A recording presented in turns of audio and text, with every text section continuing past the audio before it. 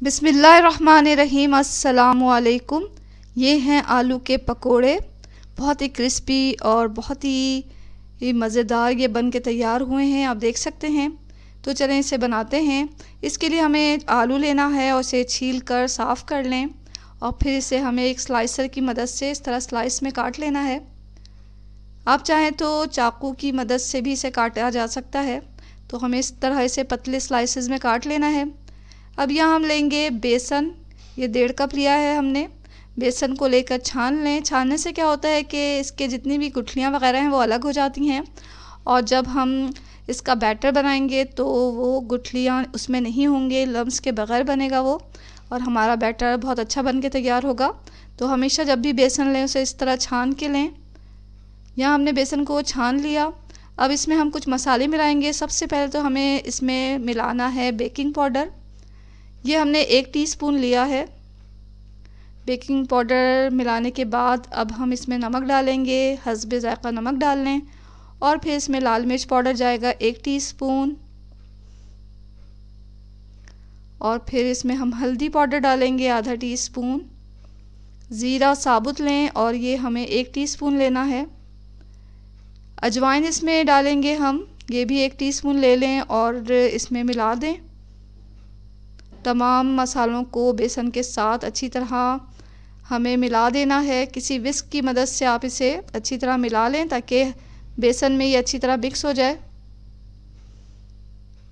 इसमें हम हरी मिर्चें डालेंगे, तो थोड़ी हरी मिर्चें काट लें बारीक और वो डाल दें। हरा धनिया जो है बारीक काट के हमें इसमें मिला देना है।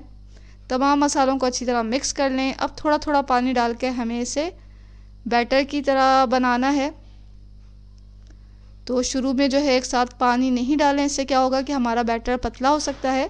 तो थोड़ा थोड़ा हम पानी डाल के इसे मिक्स करते जाएंगे और फिर जो है हमें जो बैटर तैयार करना है वो बहुत ज़्यादा गाढ़ा नहीं होना चाहिए और बहुत ज़्यादा पतला भी नहीं होना चाहिए। तो ये अभी गाढ़ा है, इसमें मज़ीद पानी डालेंगे। बैटर इतना पतला हो कि बस आलू में जो है उसकी एक पतली सी लेयर चढ़नी चाहिए। तो ये हम आपको दिखा रहे हैं कि बैटर कितना पतला होना चाहिए। ये देखें गिर रहा है तो तमाम बेसन में ये मिक्स होता जा रहा है, यानी कि एक जगह इकट्ठा नहीं हो रहा। गिरने के बाद ये मिक्स हो जा रहा है बेसन में। इतना पतला हमें बैटर चाहिए। ये हमने आलूओं को पानी में डिबो कर रख दिया था ताकि ये काले ना हो। तो अगर आपको कुछ देर आलूओं को रखना हो काटने के बाद तो आप पानी में भिगो कर रखें। पानी में भिगोने से ये काले नहीं पड़ते। अब हम इसे निकाल लेंगे किसी प्लेट में और ये हमारा बैटर तैयार है। एक आलू का स्लाइस लें, उसे बैटर में डिप करें, डिप करके इसे बैटर से निकालें और फिर हम इसे गरम तेल में डालते जाएंगे। तेल को बहुत ज़्यादा गरम नहीं करना, मीडियम टू लो फ्लेम पर हमें थोड़ा ही गरम करना है। तो ज़्यादा गरम करने से क्या होगा कि हमारे जो पकोड़े हैं वो जाते ही जल जाएंगे। तो इतना गरम करें इसे कि जब हम इसमें अपने पकोड़े डालें तो वो नीचे डालने के बाद थोड़ी देर में ऊपर आ जाए। इतना गर्म होना चाहिए हमारा तेल। तो यहाँ हम एक एक करके पैन की गुंजाइश के मुताबिक इसमें आलू के पकोड़े डालते जाएंगे। कुछ देर आप मीडियम टू लो फ्लेम पर इसे पकने दें, फिर इसे पलट लें। दोनों तरफ से इसे हमें गोल्डन करना है। तो ये देखें कितने क्रिस्पी बन रहे हैं हमारे पकोड़े और कितने फूले फूले नज़र आ रहे हैं आपको। तो कितने परफेक्ट बन रहे हैं। बहुत जल्दी इसे तलने की कोशिश नहीं करें, इससे क्या होगा कि आलू कच्चे रह जाएंगे और इसकी जो ऊपरी सतह है वो काली हो जाएगी। तो मीडियम टू लो फ्लेम पर ही हमें इसे आहिस्ता आहिस्ता तलना है। दोनों तरफ से ये जब गोल्डन हो गए तो हमने इसे छलनी से छान के निकाल लिया है। अब इसी तरह हम बाकी तमाम आलूओं के स्लाइसेस को बेसन के बैटर में डिप कर करके गरम तेल में डालते जाएंगे। एक तरफ से जब ये थोड़े पक जाएंगे तो फिर हम इन्हें पलट देंगे।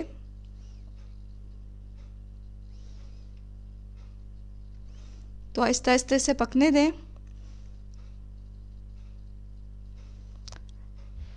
एक साथ बहुत सारे आलू पैन में नहीं डालें, इससे क्या होता है कि ये आपस में चिपक जाते हैं।